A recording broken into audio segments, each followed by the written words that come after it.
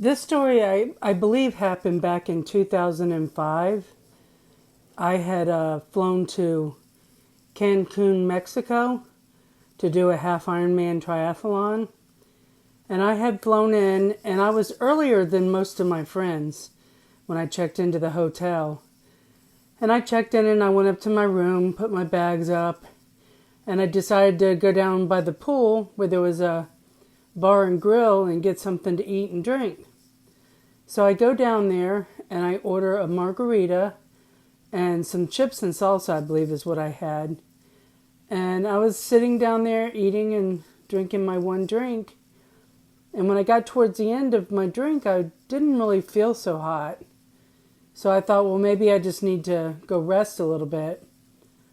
So I started heading up to my room, and I'm glad I listened to myself because either the drink was stronger than I'm used to or something else was going on with that drink. But I wasn't feeling so good. So I went up to my room, went up the elevator. There was nobody in the elevator with me. I get to my room, I open the door, I close it and lock it, and no sooner that I lock it do I get a knock on the door. And I say to the person on the other end, I said, "What's up? What you need?" Like that. Nobody answers me. And then a knock again. I said, "What you need?" Nobody would answer me. So I thought that was very odd, and I called down to the desk and I said, "Did you send anybody up to my room for any reason?" And they said, "No, we did not." So I was like, okay, that's very, very strange. Is somebody watching me or what's going on? So needless to say, I'd never opened the door, and I went in there and laid down. And later I realized, something must have been up with that drink because I did not feel good. And I slept for a while before I got back up. But to this day, when I think back on that story, I think that could have ended up terribly, terribly wrong for me if I had answered that door. Because I don't know if something was spiked in my drink or if, there was a person watching me gonna kidnap me or, take advantage of me. That's probably what it was more to do with. They were probably gonna rob me and maybe rape me. I don't know. But I think at that moment I was probably in the most danger that I had ever been in.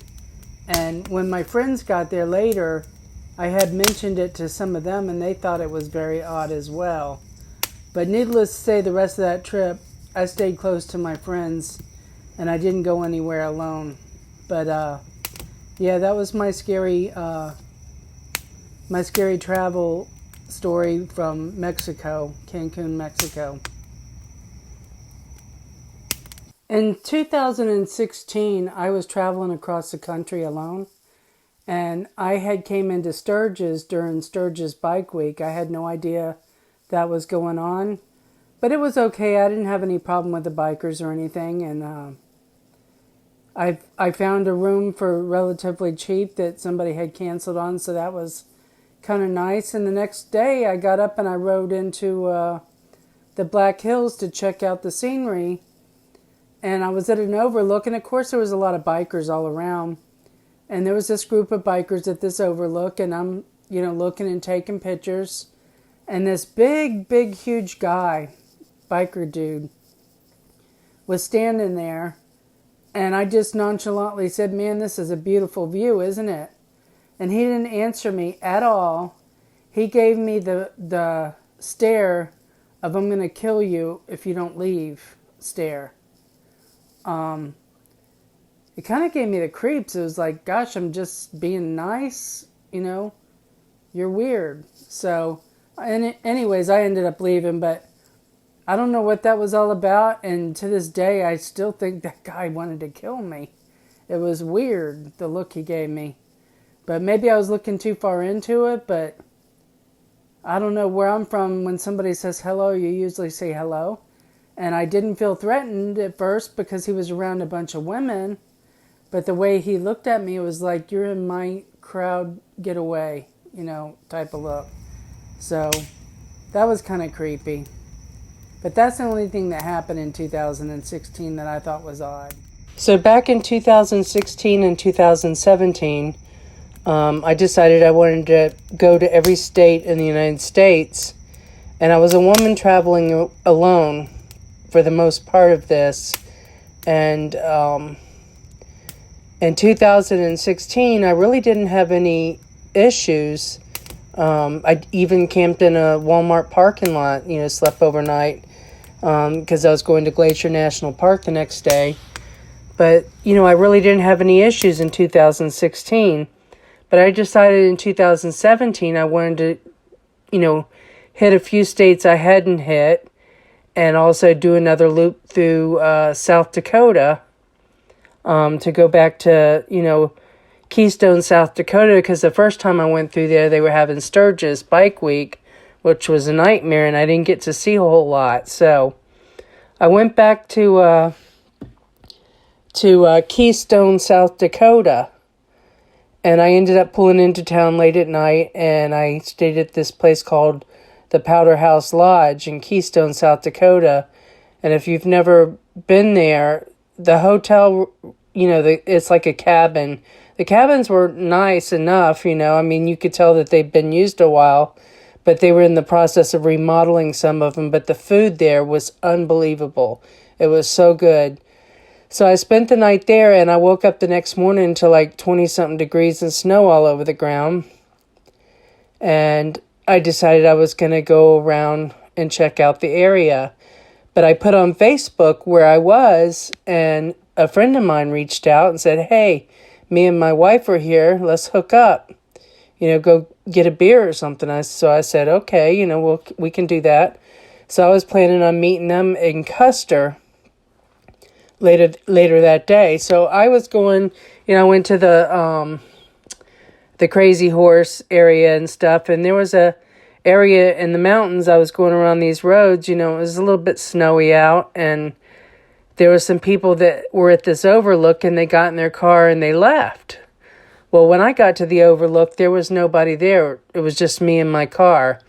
So I got out of my car and I walked up to the top of the overlook, and when I got to the top, the next thing I know, this guy comes walking around this boulder out of nowhere, and he's totally drenched with sweat, and it's been snowing out, but he's totally drenched with sweat. And he starts acting real friendly towards me and asking me, "Where are you from? Where are you going? Who you with?" The whole works. And I was really getting creeped out by it. I was thinking, why is this guy so friendly, and why is he asking me so much? What does he want? Something's not right here. And my gut feeling was telling me something's not right. Well, my friends that had gotten a hold of me earlier, they ride a motorcycle, and I figured that they were on their motorcycle, but I didn't know that they had flown into a different part of the area and got a car that they rented. So when this guy was talking to me, I could see down the mountain, I could see a road, and I saw these motorcyclists, and I said, "Oh, there's my friends. I'm supposed to meet my friends." That's what I said to him. And I truly thought it was my friends. Well, it turns out it wasn't my friends, but that was my escape to get out of there, and I went and got my car and I left. But I was creeped out by this. I thought, this kid's, there's something not right about him, He was telling me all about his life, and he was just too friendly. And I just got the creeps because I don't know where he came from or where he even went after that. After that, I looked back up the hill, he was totally gone. So I don't know, there was something that just creeped me out about him. So then after that, I went and saw my friends. I told them about it. They thought it was weird. Well, after that, the next day, I was in the Badlands, and I was traveling around the Badlands. And as I traveled around the Badlands, I thought, well, I got to find a place to stay tonight. So I called ahead at a KOA that was, on the other side of the Badlands, towards the south of the Badlands. And I booked a cabin there for the night. So after I got done in the Badlands, I went to Wall Drugs, the whole works you do out there. And the sun was starting to go down, and I thought, gosh, this KOA is quite a ways away. So I reached out to the lady at KOA and told her I was going to be coming in just a little bit late, So that KOA was wonderful. You know, they got me firewood set up, even though they didn't have any. They went and got me some. And I got in there, got, paid for. Went to my cabin, and I'm unloading my car into the cabin. And I look over, and there's this man standing there, and he's got like an old pickup truck with like a camper on top. But he's standing there in overalls, and he's like huge. But he's just standing there watching me with his hands on his hips. And I thought, okay, he's just curious, whatever. But he wouldn't stop watching me. So I was getting creeped out by him. And then I noticed a woman came out of his truck, and he slapped her and told her to get back in the truck. And I thought, okay, this is not right. Something is not right here. I don't like it. And the next thing I know, he went back in the truck. And I didn't think anything of it. I just thought maybe they went to bed or whatever.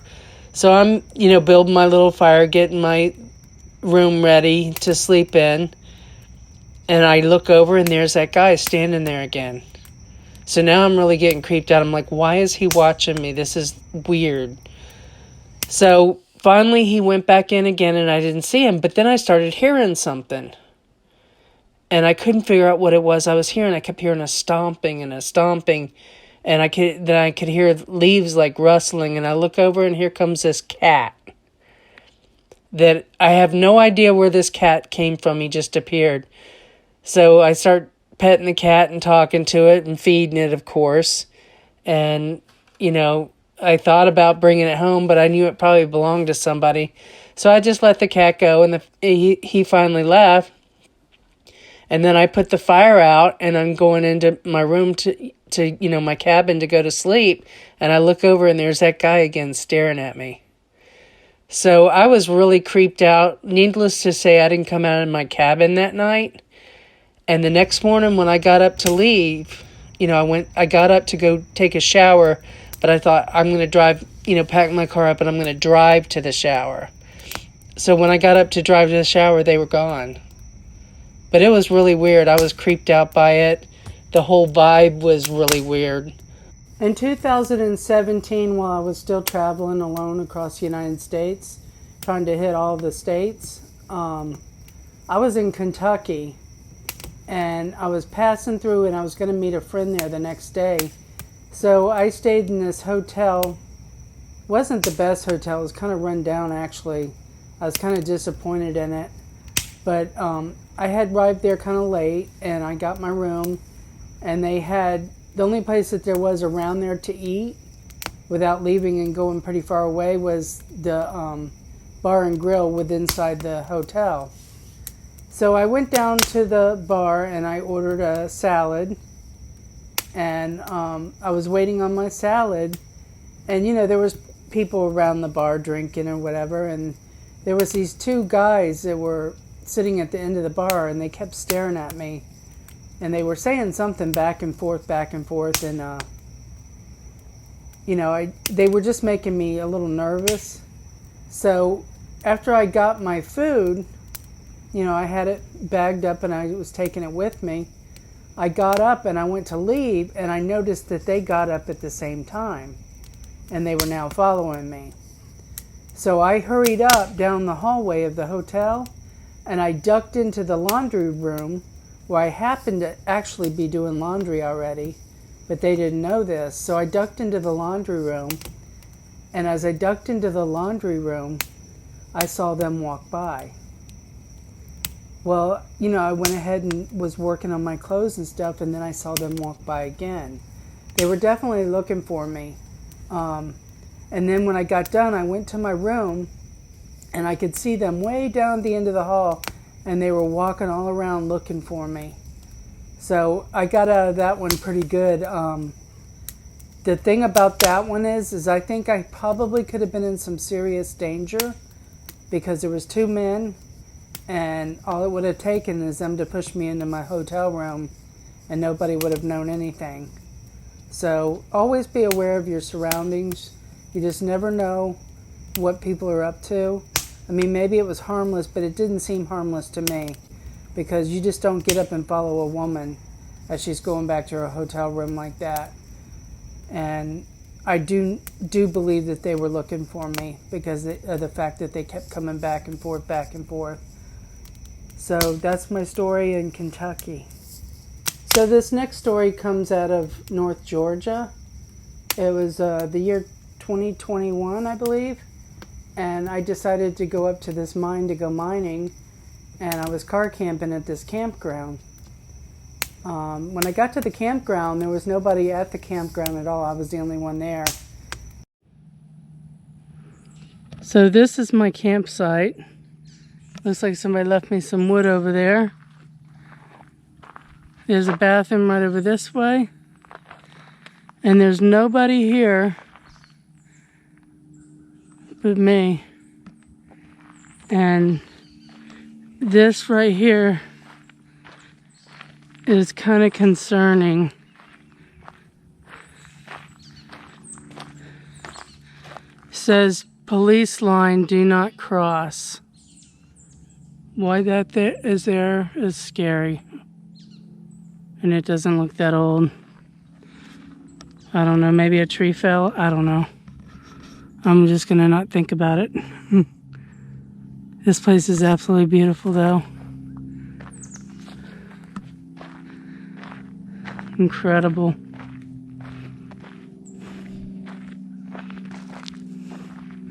Make sure there's no widowmakers over my car. Okay, this story I'm fixing to tell you happened this year in 2023.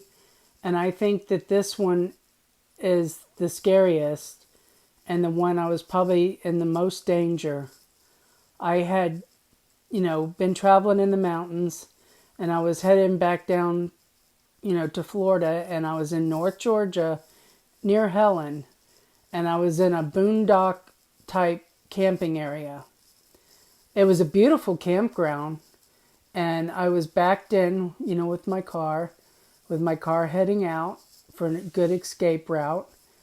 And, the camp spot was down below where you would just walk down from your car down below to the camping area, which was by a river, and it had a fire. It was absolutely beautiful.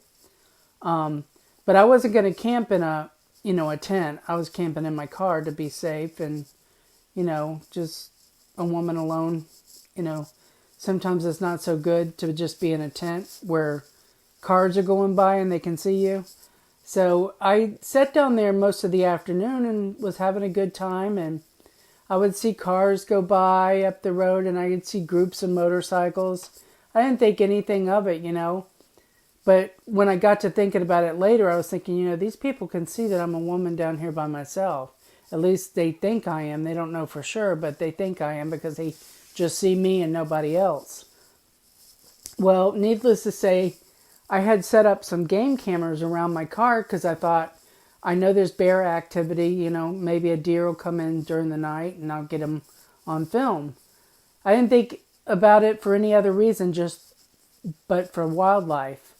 But unfortunately, I wasn't good at setting up these cameras, and I didn't know I had to format it first. So I didn't format it, so they weren't working, but I didn't know this. But they were set up, and they were pointing towards my car, one of them was, and the other one was pointing down towards the campfire. Well, it was raining that night, and at 4 a.m., I hear this motorcycle pull up in front of my car and park. Now, a motorcycle that loud will wake you up. And I was wide awake. And I'm thinking, okay, why is this motorcycle in front of my car at 4 a.m.? And what is he doing? And I see a flashlight walking around my car. Well, I had these window shades up, so he could not see in. He absolutely couldn't see who was in the car or how many people were in the car. But he's walking around my car. And I see him trying to look in the cracks with a flashlight. And the next thing I know, he gets on the motorcycle and he takes off. And the only thing I can figure is either he couldn't see in and didn't know if there was somebody there with me, or either he saw the game camera and that spooked him, so he took off. So I'm thinking it might have been the game camera or either the camera in my car that spooked him, because he took off none of the cameras were working, but he didn't know that. So they may have saved me, but the thought that this man probably drove by the road earlier and saw me and decided to come back at 4 a.m., I can't imagine that he was doing a wellness check. It just didn't make any sense. 4 a.m. and the pouring down rain on a motorcycle. So I think I was probably in some danger at that point. Of course, I always travel prepared and, with things to protect myself. I'm not going to get into what those are. But I really do think that this time I probably had somebody that really wanted to do harm to me. So I'm always careful about my surroundings. I'm always making sure everything's locked up and that they can't see me. Ladies or men, if you're traveling like this and you're doing car camping, make sure you're staying safe because there's some weird people out there. I appreciate you listening to my stories, and until next time, I'll see you then.